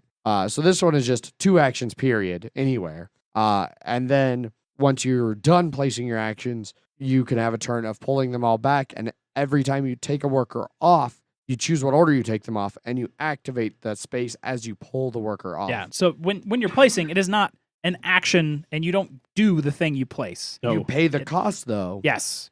It is not a worker placement game. It is a worker pullment game. This is a game about pulling. Yes. Got to make sure in time when you pull off. Yeah, you got to pull off at the right spot. You got to pull off and make sure that Jeff doesn't pull off before you do, but also you pull off before Adrian does. Yeah. And sometimes you can sense that Paul's about to pull off, and you decide to just, hurry your turn and pull off just a moment sooner. I think Paul and I both had some issues with how certain things scored. Different issues. He but didn't we like both the had- friendly ties either. And yeah, he did Ultra friendly ties. ultra friendly ties, like to where if there was a scoring where like first place got 7, second place got 4, but the rules were if 2 people tied for first, they both got 7, and then whoever was then next, Third. was now second and got the 4. But even if third and fourth were tied, they would both get 4. Mhm. Yes. To where it would be possible for everyone to score points on a first and second points scoring. He was not a fan. No, he was not. He And made that vocal. And I was not a fan that at the end of pretty much all the scorings, there's a minor like ballistic missile defense, like a missile Anti-ballistic defense. missile. Yeah, an Yeah. anti-ballistic missile defense scoring, and you could score points on that even if you had not built any defense systems. Like as long as there was 0 threat, you still got points, which I thought was Yeah, usually. less than ideal. Yeah, most games it's always like you have to at least engage in whatever that is. Yeah. In order to get the points. Yeah. I did like how they changed up the worker. I love that. I yeah. thought that was very interesting. I like the theme. Both Manhattan Project and Manhattan Project 2's theme appeals to me more than Energy Empires. I like the Cold War nuke race. This one was definitely more of a nuke, Well, the nukes are here. yeah, the we nukes- don't care about which bomb you're building. Yeah. There are just a lot of them. No, you just go to a space and you're like, here's your nuke. Yeah. Yeah. But then it's about the bombs and the subs and the air defense and stuff like that. Yeah. Um, The reactors. This was and- more about proliferation rather Yes. than Indeed. discovery. And Yes. because there were like 30, this was a much bigger scope in this game than Manhattan Project 2. Than Energy Empire or Both, really. Because you Or said I this mean, was in a bigger scope than Energy 2. Empire and Manhattan Project also. And so it was, it definitely felt like it was a little bit much to get into in the beginning. But as all of these games Yeah, exactly. have been. But once the game gets going, you kind of understand. even that, we still, like, only one person really did subs. Not many people did bombings. Nobody sent any nukes across the third world and stuff like that. There was definitely things that because there's like a third world track on everyone's player boards that you can put your pieces, your diplomats and stuff on there. And so this first one was like trying to get the handle of the game, and so because of that, you couldn't really nobody spread out as much as you should in a game like this. It seems there's so much to pull off that it's hard to get your. It's hard to pull off. Yes, hard to get your hands around it. Yeah. The scores ended up. You laugh, Jeff. You ruined it. The scores ended up looking close. Visually, it looked like the scores were tight. That it was Paul in first, Adrian like 4 or 5 points behind, and then me 1 point behind. And I was right on top of your piece. So it looked like Jeff was in third, and that we tied for fourth. It was not. Because Jeff I was lapped by 2 players, and then Zach and I met on the exact same space, except he had 50 points more than I did. What I continued to do through this game was drink beer. Yes, you did. Yes. So we finished up Manhattan Project 2. I liked it. I ultimately ended up winning it in the play to win, so I'm glad to have it. And especially because it's one of the few games that Paul didn't buy that we all kind of had vaguely positive feelings for that Paul didn't immediately purchase. Yeah, which he did for this War of Mine and Black Orchestra. Yes, he did. Yes. After that, we kind of split up a little bit again. I went to go get food with Cassidy from Board Game Blitz. We came back and you guys were playing Mountains of Madness. Yes. So me and her had our food, and then we played Harvest Ice, which is Gray Fox's Roll and Write. Had some fun with that. Enjoyed it.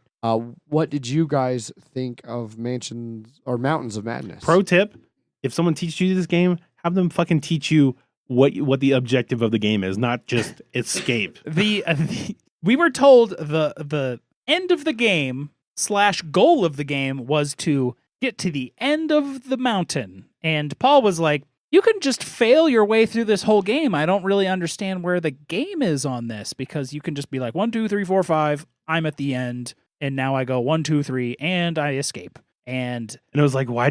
Because it talks about like going backwards. It's like, why would we go backwards and stuff like that? Yeah. Why would we want to go to anywhere except towards the top of the mountain? So that's what we did. Yep. We went towards the top of the mountain.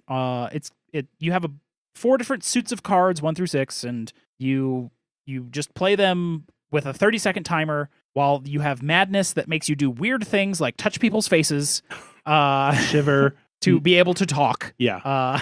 Or hold your hands really high or stand up the whole time. But it's only 30 seconds that the madness has ever come in there. They're hilarious. I really enjoy that. A lot of people were like, bro, there's some stupid, goofy bullshit. And I was like, it's fine. There's not much more to this game besides the dumb, goofy bullshit. Yeah. Except to try and communicate like what cards you want to play down. And 30 seconds is real tight. Yes. A lot of yelling. Yeah. You guys were getting heated. Well, and what happened a lot of time is like 2 people would start to work on something, and then one of them would switch to another person, work that person out, not really telling that first person not to do their part anymore. And then that first person would play their cards, and then the other people were like, Zach, why did you play your cards? We had this, and I was like, yeah, but I was working with you earlier. You're trying to play a certain number in between a range of a suit. So each say space. Like 8 to 10 of crates. Yeah. And then the leader has a couple different powers and stuff like that. It has a really cool airplane miniature. So we failed our way to the top without dying. Yep. And then started escaping, and the tile starts to change the colors of the suits. So they're the same on your cards, but then like it's red crates, and then it starts becoming blue crates, or gray crates, or yellow crates, or anything like that. And it's you only have 30 seconds, so it's really to confuse you due to the lack of oxygen or whatever. And then especially when you get towards the top of the mountain, they get like all tie-dye colored and like different, like they're sort of melty a little bit. The madness is happening. Yeah. Which was interesting. Yeah. And then we escaped, and then we made it to the end. Hooray! And then we went to the end game scoring that he just totally fucking skipped in any way, shape, or form, because it was in a gold colored box, and he was like, blah, flavor text. I always skip that bullshit. And I was like, God damn it, Paul. And then that was the goal of the game. And then we look up at the front of the front of the rules, and the objective of the game is to get more relics than you have injuries. We had no idea about that. It's like, why go for relics? Whatever. These must just be random things you get during the fun of the game. And No, the whole game is to get relics and have more relics than you get injuries. So how bad did you actually end up losing? We were -4. I thought we were -7. -7. Yeah. Yeah. Fantastic. Yeah. It was real. Like, we escaped, but at what cost? Yes, exactly. So yeah, I want to play it again. I want to play again with the right rules. I own the game, so Yeah. we should be able to play this Yes. with the regular rules. Mhm. So yeah. Right Paul did not teach that game very well. Way to go, Paul. Yep. While you guys were finishing that up, we finished Harvest Ice. And so we went back upstairs to Calhoun Room, which is where we did the beer exchange, because that's where Jake and Danielle were hanging out with Alex from Gray Fox, and they were teaching him Altiplano. And I went up there with Tom and Cassidy, and Tom taught us. And everyone decided to just not play games at the con anymore and just go into a little room. And still play games, though. And still play games, not at the rest of the big room of con games. Correct. There was a refrigerator up there, and it was quieter, and there were cool people that we knew. The cool people I can agree with. I mean, and the refrigerator. You can't. the You have to refrigerator. agree. There was a refrigerator There there. was a refrigerator there. Yeah. So we learned, Tom taught Cassidy and I a little bit of Vanuatu. We didn't get to actually finish playing it. This was one he brought all the way from Chicago, his own copy, because he remembered me having a conversation at LieraCon with somebody where they had said that I should try Vanuatu because it was right up my alley. And sure enough, as soon as I posted on Twitter that I was playing this game, like 4 different people that I'd met in Lieria were like, "Oh my God, this is my favorite game. Oh my God, this is the best game. Oh God, I'm glad you're finally playing it." I was like, cool. Because I couldn't remember who'd actually told me that. I really liked it. It had another interesting action selection mechanism. Really beautiful art in the second edition of it. It is definitely now rocketed to the top of my I want to own this game list. Not too heavy overall, but definitely a lot of room for some really interactive worker placement where you can screw each other and get in fights over spaces, and I dug it. What's Dug the it a general lot. theme of this game? So you're running tourist companies on the island of Vanuatu, which is apparently somewhere to the east of Australia in the Pacific Ocean. Okay. So there's a little bit of pick up and deliver in trying to get goods off of these little islands and load them onto ships to send away for victory points. There's tourists that you're trying to send out to different islands, and then you build like huts, like vacation huts, I guess, on the islands, and that will score you points for however many tourists you get out onto those islands. You can do fishing to sell fish to get money because money's really tight in the game. You can go sail around and get buried treasures, all kinds of different little things on this little thing. It's got some tile building, action selection, and a little bit of resource management. But I dug it. Really, really pretty, like I said, in the second edition. First edition, not as much. They definitely upped the art Well, that's good. for the new one. But we only played a little bit of that until Cassidy had to leave. And then you guys came up and joined us. Mhm. And there were some people playing the Mind. We went and got Click Clack Lumberjack. Well, Paul purchased Click Clack Lumberjack. Well, he Yes, it purchased it at some point. I went down During to the the car convention. to get it. Yeah. Brought it up there. We started playing Click Clack Lumberjack with Matt, one of Mhm. the listeners, who bought a shirt from us, hung out with us a fair amount Saturday night. He gave us money Yes. Yeah, we there to and, hang out with him. and drunk click clack started happening, and it was Drunk great. Click Clack is fantastic. Yeah. I wasn't even playing any games. I was watching the Mind Mhm. unravel with Jake from Draft Mechanic. Mm-hmm. And that was very entertaining. Mm-hmm. But then the constant screaming nightmare behind us of Click Clack Lumberjack with you drunk assholes at Uh-huh. all times was happening. Correct. And Yeah. then, well, and it was every time you'd look over, it'd be like, "How the fuck is that thing still standing?" Why? How does that exist?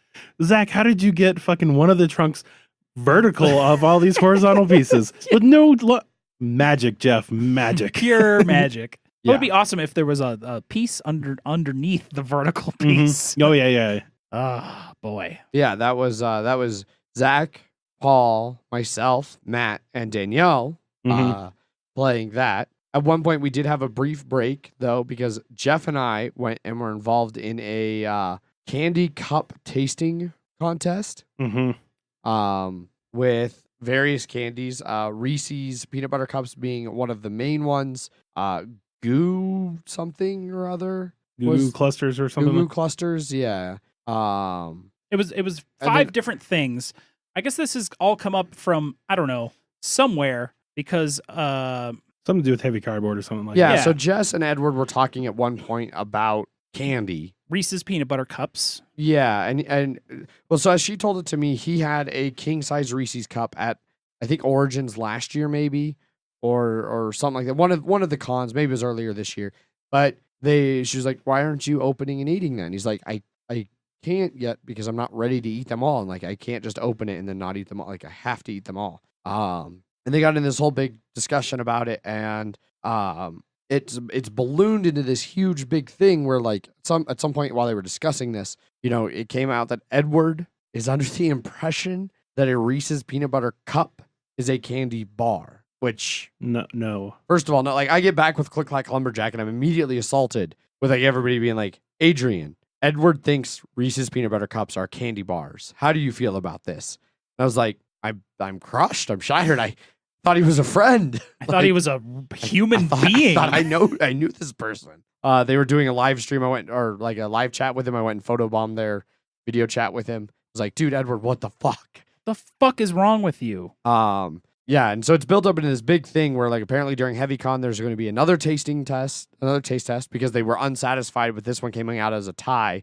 Goo Goo Clusters peanut butter and Reese's peanut butter cups tied 3-3. Everyone else that voted Reese's peanut butter cups better than Goo Goo Clusters is a monster. Yeah, the Goo Goo Cluster was so good. Yeah, like really good. Like real chocolate and not whatever manufactured horse shit that Yeah. they put into a Halloween candy these days. And still delicious creamy peanut butter. Indeed. Also, I think you missed the part of which is better, Reese's peanut butter cups or Reese's Pieces. Pieces.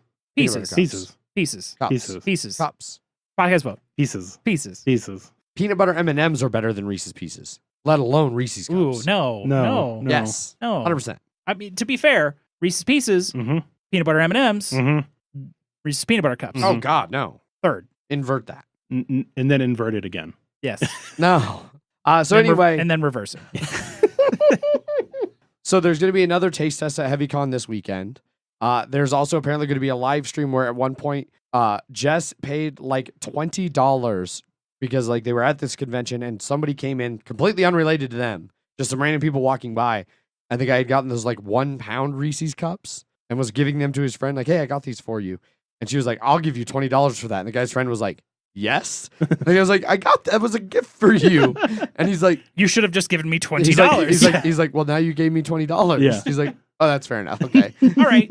But so she gave that to Edward to eat on a live stream while they do it. So, and I think it's one of the like 2 packs where each one of them's a pound, or maybe just 2.5 pound. I don't know. This sounds like a nightmare. So we're apparently going to do a 4-person live stream of some game, and everybody has to eat a half of one of those cups during the game.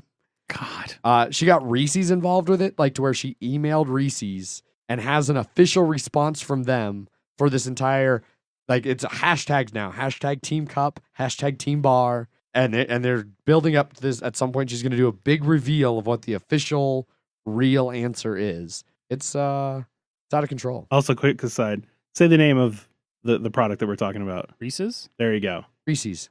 Also wrong. Yeah. Continues to be wrong. It's Reese's. You know what? At least you're consistent. Yeah. Reese's. I heard it and I was just like, oh, please let me know. I just want to, he had a mini stroke and he just said it wrong. And no, he just kept saying it. And I'm like, no. No. Ruins. Yeah. But that's a regional accent thing. I know. Yeah. Because Water. I have went back and forth because like I used to call pop. Now I call pop soda. I also used to That's call not an accent. I also No, used to but it's a call- regional thing. It's a regional thing. I also used to call it pop Yeah. like forever. No, Yeah. I know. I and so understand. I definitely used to, I'm pretty sure grew up calling it Reese's, but somewhere along the way it transitioned to Reese's. It was with Board Game Girl. Yes. Jess? Just the board game girls. Yeah. Derek Funkhauser, who does a bunch of publishing and worked for like Druid City Games and Mhm. things like that. Alex from Gray Fox was in Alex there. from Gray Fox was Jake in from on Draft it. Mechanic. Yep. So There was a video. there is a video. Is there a video that Yeah, you can apparently, watch? like, because I was like, oh shit, this is gonna be like a video. Like, I need my hat. Well, I need mean, my like, hat. has that video been published for public viewing? Not that I'm aware of. That was what I was saying. There is a picture of it on Twitter. There is a picture. And you can tell that I've just put my hat on my head, and she said that it was a burst shot, so you can see the hat being thrown from out of frame, me catching it, and then putting it on my head. Indeed. So yeah. We did that, and then we went back to more Click Clack Lumberjack, super drunk. and more being drunk and watching The Mind. I was not playing The Mind. I was just watching The Mind. And then, so right before Click Clack, Danielle had that Sushi Dexterity game. Oh yeah, That was while I was getting Click Clack. I don't know. I don't know what it was called, but we even talked to the guy, and he was like, "This is the last copy." Yeah, and I was like, "Well, it was." I couldn't tell what the text was on the game, but basically all it is it's a bunch of wooden pieces in a bowl that are different colors and shapes, and there are a bunch of tokens out. You flip them up. Whatever the token is, you have to grab all the things that are that color and the shape. So if it's like this wormy thing, it was like a sprout, I think. You had to grab, and it was a green sprout on here. You had everything green and everything that was a sprout. But it's up to 3 players, and everybody's using chopsticks at the same time to grab it from the same bowl. And there's a bigger center bowl, and then you have individual like your piece bowls, and everything is free game Until it gets into your bowl. And so you have... But I mean, everything is a free game. Stab people with the chopsticks. Hit the pieces out of their hands. Like, do whatever you need to do. Yeah. After the second game, or the second round where I won, Paul threw the chopsticks up, basically, and was like, fuck this game, and walked off. Mainly because he and the other guy were fighting for one piece. Him and Matt were fighting for one piece, and I was just like, I'm going to take this, and this, and this. And the best part was apparently Matt didn't even realize they were fighting over the same piece. Yep. I enjoyed that one, but that is another bullshit one. So that is hard bullshit. We went by the booth and they were down to like literally 1 copy by the end of the con. The rest of the convention the rest of that evening devolved into just more drinking and chit-chatting and bullshitting. Until well after 3 a.m. Yeah. I think we left the convention before 3. Like because I think it was like 3 when we got back to the room. Yeah. And you just stayed in our... I just crashed in the room. I had a very unfortunate situation. So I may have mentioned on the show a while back that our closet flooded. We pulled everything out. We thought everything was good. I went and blew up my air mattress to stay in the hotel room Saturday night. And my air mattress is super moldy. So it was like fantastic. So let's hook up an air thing to this and just blow it up. Yeah.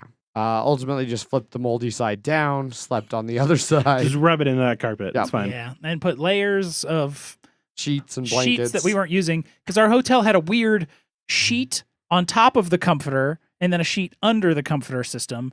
It was very weird. So fitted sheet, regular sheet, comforter, another sheet. Yeah. Very sheet heavy bed design. Mm-hmm. Yeah. That's what you get for the upper middle class. That wasn't the word they used. No, upper middle quality. Yeah. I don't know. That's that sign inside the elevator that was like the peak of upper middle quality hotels or something. Because it was like JD Powers, like award for best upper middle quality. It was a weird, very specific, almost like the best local board gaming podcast in Denver. Yes, best Denver's local board gaming podcast. Yep. Most. Yes. Yeah. Most local. Passed out. Got up in the morning. Passed out is a word for it. Mm-hmm. Got up in the morning. Loaded up the car. I invented the sausage, egg, and cheese biscuit. Yep. Yes. From the free hotel. We told you to patent it. Did you do that yet? No.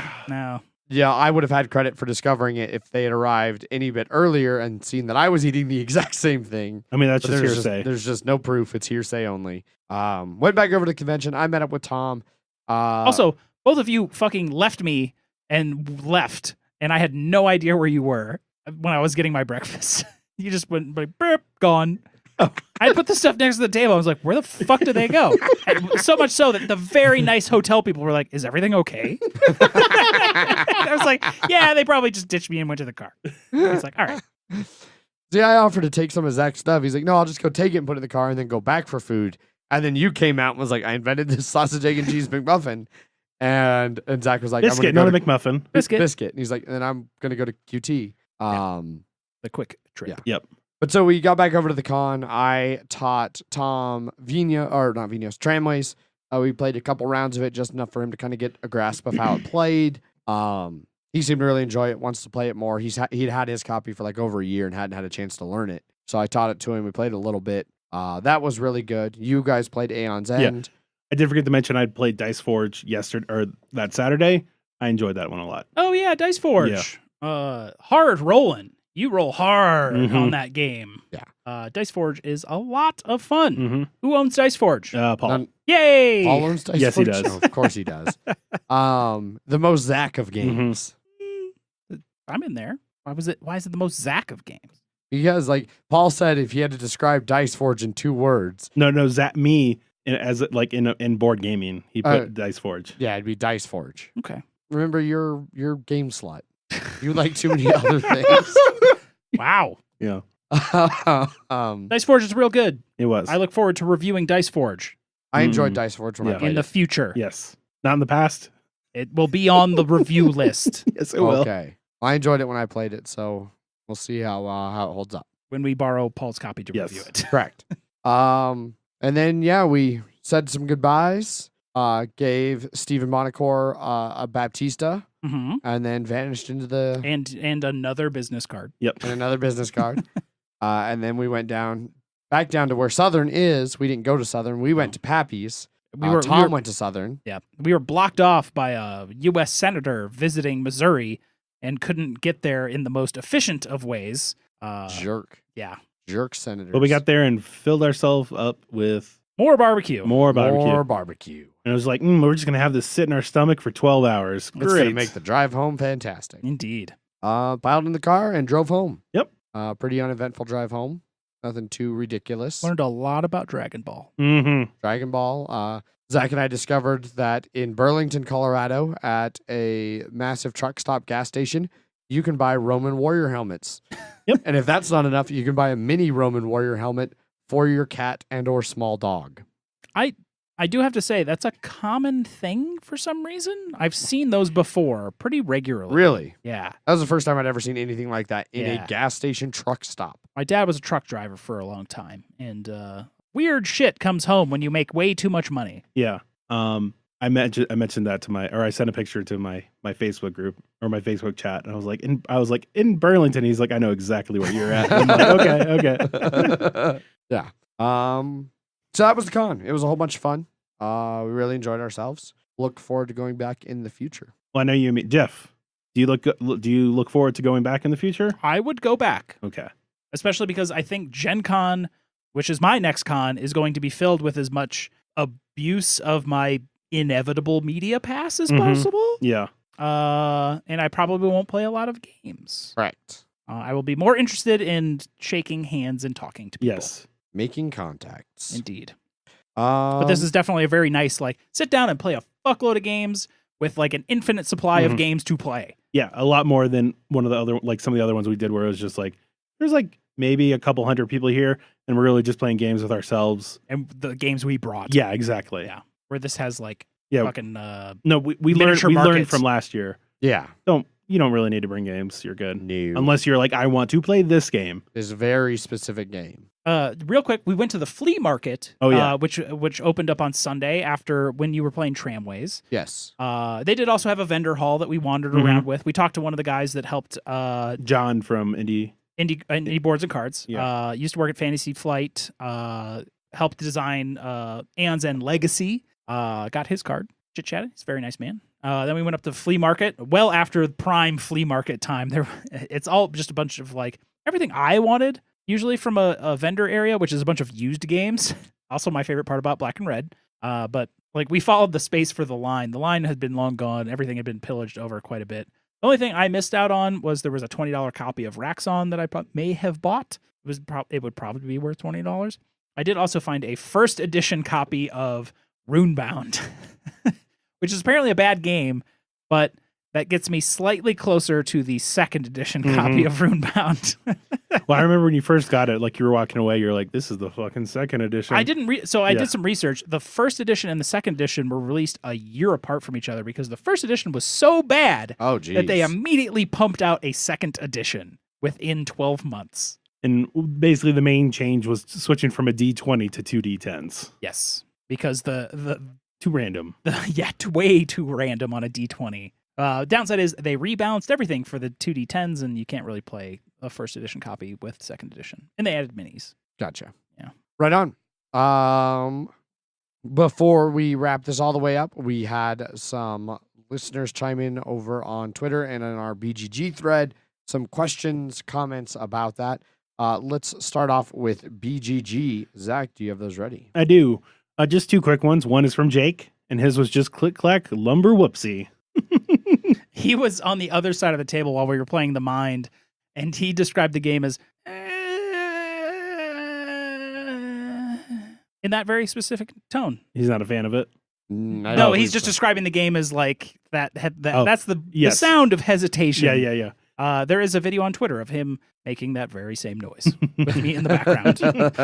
I bet it was around the time that Paul knocked the entire thing off. You were being loud assholes that entire time. We're having a lot of fun. I know. Sorry. It sounded like it. Yeah. Next one is from Joel. What did you guys think of Rising 5? I've heard it's just a reskinned, overly themed version of the classic Mastermind. Any truth to this? The art had me interested, but worried about depth/replayability. I've never played the Mastermind. But it's basically that whole puzzle thing, but just the puzzle. Yeah, I think it's more than just a reskinned and overly themed version. I think there is more game to it. Yes. Is there like the combat and No, it's literally you're just trying to figure out the code. Okay. But it's like each person has their own code or something, right? I don't know. I mean, I don't know that part. I just know Mastermind is usually just you have all these pegs, try and figure out the right order, and it's like you're half right, you're wrong, or you're right. Yes. It was not that. It was more than that. Yes. It was more than that. Yeah. Don't use the picture thing. I don't know about the replayability and depth as well. Like it's pretty, but if pretty light. If you play it as fast as the box says, then it doesn't matter. I think replayability's there if you like that puzzle solving part of it. Yeah, because I mean it is a new puzzle every time. Yes. Mm-hmm. But then but whether or not you're okay with, all right, we're just solving this puzzle again. We're solving the puzzle again. Yeah. Yeah. There's not a lot of depth there. I wouldn't say so. But it's 15, 20 minutes. Yeah. The wraps up the BGG responses. On Twitter, Andrew asks, is there any truth to the rumor that Zach and Jeff tried to leave Adrian in St. Louis? We never tried to, but there are definitely parts where Adrian was somewhere, especially when we were dropping you off to get your stuff from your mom's place right before we went to Pappy's. We're like, we could just leave. Everything's here. Everything's here. Everything's in the car. We could just go. Just go, man. Yep. And who would have driven those last few hours? It probably would have been like 2, 4, 4, 2. Yes. Yeah. Oh, okay. Instead of 2, 8, 2. Yeah. Next question comes from Joel. He says, how do you guys split time between planned events, free play, and branching off on your own without friends? Doing Gen Con for the first time in over 5 years with a group and worried about timing/coordination between us all. Not well. Yeah. Well, I know for me, I don't plan anything for conventions like, because they have all these events. It's like, oh, go play this. I don't do that. Most of the time I just hang around you guys, but I mean, like for Gen Con or like vendor halls and stuff, it'll be like, all right, I'm just going to go do that. And then I'll see you when I see you. Yeah. Well, we've got phones. We can text. Yeah. Meet up. I occasionally play and stuff. Like I've got a couple scheduled games at HeavyCon. I tried to have scheduled games, a couple scheduled games at Geekway. Like we obviously knew the bottle share was at a certain time. We knew about the trip to Urban Chestnut. So but I don't try to plan out much more than like one thing, just because it's so easy for something to run long or get changed up. Definitely give yourself plenty of time. If you are going to schedule multiple things, leave plenty of time between them for one of them to run long, for you to get caught up on your way to the other one, exactly, things like that. Leaving the group has never been an issue for me. Same thing like you said, Zach, like at Gen Con or even at Geekway. It's like, all right, you guys are doing this, cool. I'm gonna go do this other thing. I'll find you when I find you. That's never been a huge issue for me. I don't know, just have fun. Yeah. Who cares if you missed that event? Yeah, it's fine. Thing that you registered for. Everyone misses. Well, those. I mean, if you pay for an event you registered for, you're wasting money. So that I could see why that would suck. Well, then that's your fault. Yeah, but I mean, like, if you're like, I want to do other cool things. Yeah. I mean, just do it. Mm-hmm. I mean, you've already paid at that point. Yeah. So it's just if you see something you think is more interesting, just go fucking do that. Yeah. Mm-hmm. Yeah, definitely do what you think is going to be the most fun. Have the most fun you can. Yeah. And if you're not having fun doing something, then stop doing that thing. Yeah. Because there's just lots throw of those chopsticks down and be like, I'm done. Just walk away. Yep. No more Tiki Topple for me. Nope. I want something enjoyable. I know. Was it you, Jeff? There was somebody was immediately annoyed at Tiki Topple And they realized that you weren't stacking the tikis at all. Paul. That was also Paul. Yeah, you wanted to stack the tikis and not just have a tube that you You slid them around, yep. Yeah. Trench. Right on. That sums up the Geekway summary episode. Hopefully you guys have enjoyed this one. Hopefully you've heard about some cool games, some fun times. If you can make it to Geekway, I highly recommend it. It's one of my favorite conventions, especially if you go to a convention to play games. Yes. Its vendor hall's not very big. It doesn't have a lot of stuff like that. It's definitely a lot of the main big people are there. There were some cool games. Mm-hmm. Yeah. Play to win's where it's at. They typically have roughly 1 out of every 4 people wins a game. It was 3,200 people were here this year, and they had 785 games in the play to win. So yeah. Yep, just a little under 1 to 4. Yeah. And there was some door prizes that you just exactly. And out of the 4 of us, 1 person won something. True. Last year, out of the 3 of us, 1 person won something. So yeah. But it's a bunch of fun. I highly encourage you to check it out. It will still be in May next year, but then in 2020, it is moving to early June, which will likely put it in competition with Origins. We'll see how that works out.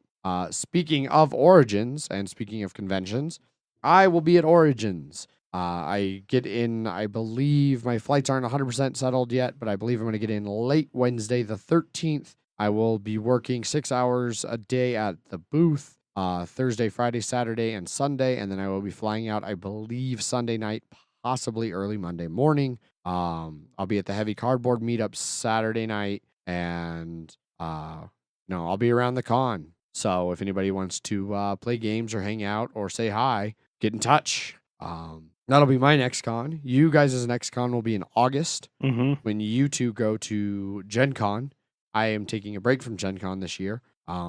Won't have Giant Pandemic this year, but you guys will be there. You'll be checking out games. Most of us are flying, so most everyone's flying. So get in touch if you're going to be going to Gen Con, and maybe you can meet up with Zach or Jeff over at Gen Con. Otherwise, we're always playing games in Denver, so if you're ever in Denver, get in touch.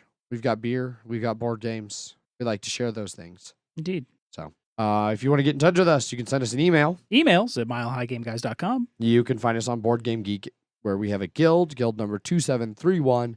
You can join the threads over there, comment before episodes, after episodes, whenever, and we will get to them on the air. You can also jump over to our website, milehighgameguys.com. Check out the show notes, where there is a link to our Slack channel. That is easily the most direct way to interact with, well, certainly me, mostly Zach, and occasionally Jeff. Well, if my name pops up, it'll be like, hey, you got a notification. Same. I have notifications set to my name as well. I also just have all notifications from my High Game Guys turned on. We're also on Twitter. I tweet under at MHGameGuys. I am Zach_MHGG. And I retweet under Jeff_MHGG. You can find us on Facebook and Instagram /Mile High Game Guys. And be sure to check out punchboardmedia.com to see the other awesome contributors to Punchboard Media, which we are a part of. Awesome written video, audio stuff over there. So go check that out. And I think that wraps it all up. Thanks for listening. As always, I've been your host, Adrian. I am still Zach. And I'm going to love Dice Forge Jeff. Bye. Bye. Bye.